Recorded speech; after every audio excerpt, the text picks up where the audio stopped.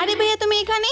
তুমি এখন অফিসে যাওনি? নিশ্চয়ই তুমি কোনো উল্টাপাল্টা কাজ করছো। আজকে তোমার ভাইকে আমি হাতে না হাতে ধরছি। একটা মেয়েকে মেসেজ দিছি আমি 5 মিনিটের মধ্যে আসতেছি।